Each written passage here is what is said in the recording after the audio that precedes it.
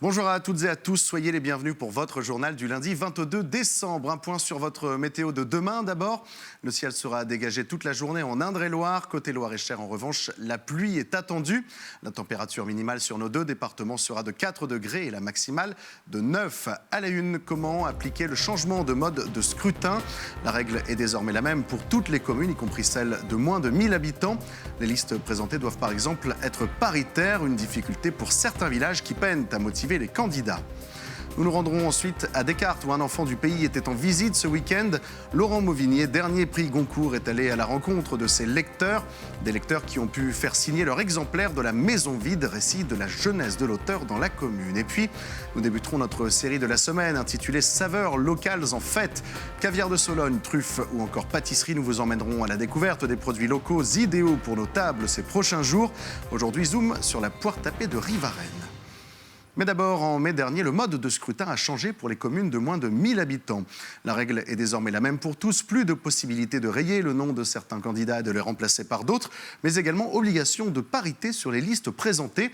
Alors est-ce une difficulté pour certains villages qui souffrent du déficit d'engagement en politique?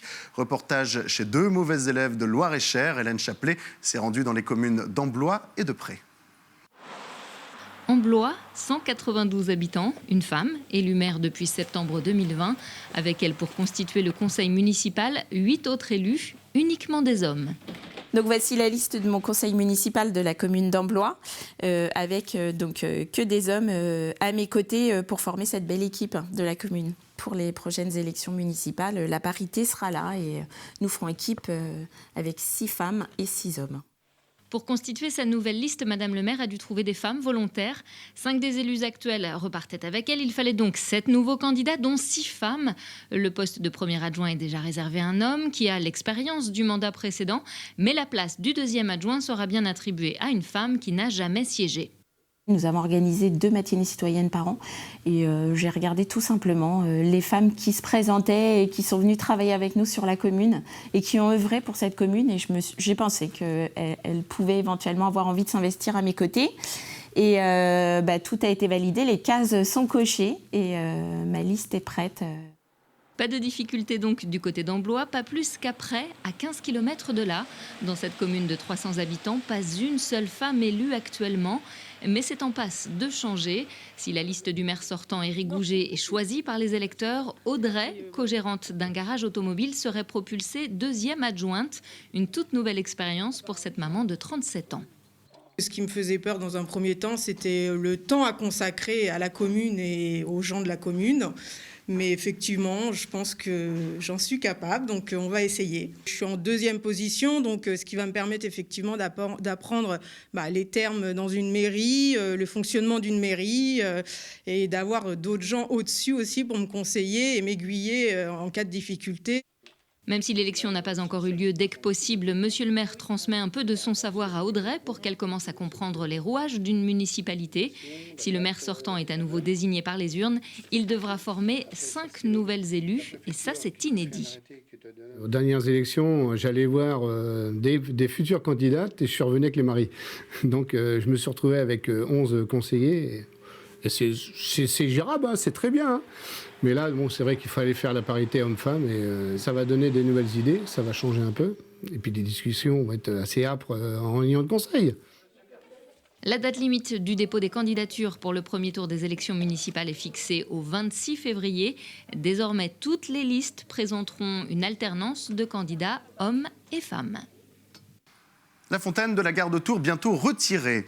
Malgré l'engagement de frais en 2018 pour la sécuriser, elle serait devenue trop dangereuse pour être rénovée. Le verre et le béton qui la composent sont fissurés et il a été décidé de la retirer à une date inconnue pour le moment. Mais vous, qu'en pensez-vous? Nous vous avons posé la question. Ça me fend le cœur, ça me déchire le cœur. Ah non, parce que ça, la fontaine, c'est la première chose que j'ai vue quand je suis arrivé à Tours. On l'entend chanter, la fontaine. Elle nous raconte bienvenue à Tours. Ça me dérange un peu parce que voilà, on s'y est habitué, c'est une place qui apporte le calme. Et puis entendre le bruit de l'eau, c'est toujours sympathique. C'est un monument de Tours qui va disparaître. Ça avait embelli la place. Bon, malheureusement, ça vient à disparaître. Qu'est-ce qu'ils vont mettre à la place ? Le 4 novembre, Laurent Mauvigné recevait le prestigieux prix Goncourt pour son roman La Maison vide, un ouvrage qui dépeint sa jeunesse, à Descartes, sa ville d'origine.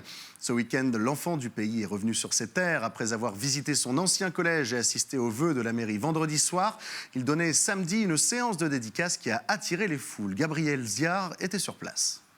Avant, il y avait René Descartes, le philosophe. Maintenant, il y aura aussi Mauvigné, l'écrivain. Voilà.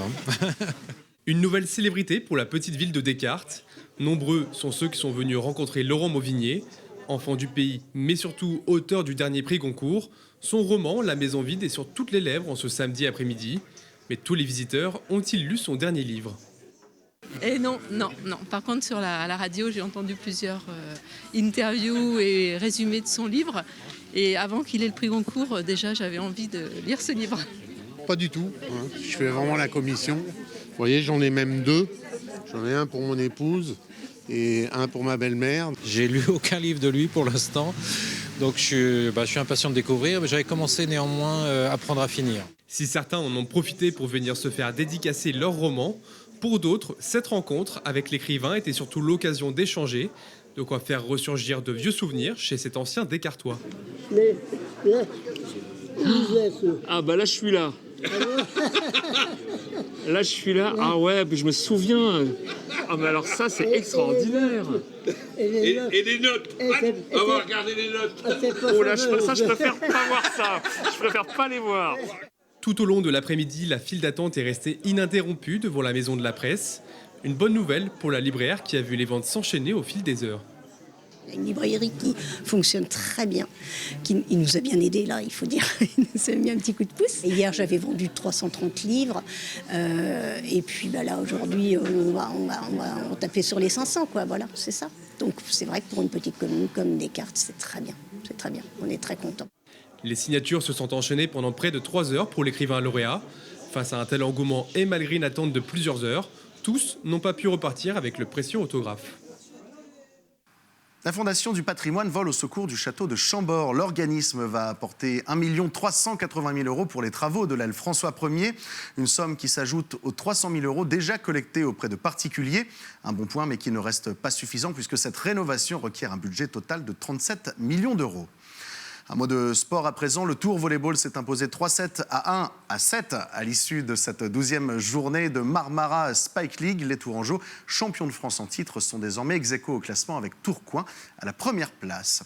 Et puis en football, le Blois Foot, équipe de National 1, s'est fait éliminer en 32e de finale de la Coupe de France par le Bayeux FC, équipe de Régional 1. Défait 2-1, les Blésois ont été malmenés une bonne partie du match. De son côté, le Bayeux FC affrontera l'Olympique de Marseille le 21 décembre en 16e de finale. Il est maintenant l'heure de débuter notre série de la semaine intitulée « Saveurs locales en fête ». Du caviar de Sologne aux truffes, en passant par les pâtisseries, nous vous emmènerons à la découverte des produits locaux idéaux pour nos tables ces prochains jours. Et aujourd'hui, nous vous emmenons à la rencontre de Sébastien. Dernier tapeur de poire, il fait rayonner Rivarennes dans le monde entier. Initialement produite pour des raisons de conservation, la poire tapée s'impose aujourd'hui comme festive à Rivarennes. Aurélie Renaud. Arrive à Rennes, le calme règne. Et pourtant, au cœur de ce troglo, un savoir-faire ancestral se perpétue à bon rythme.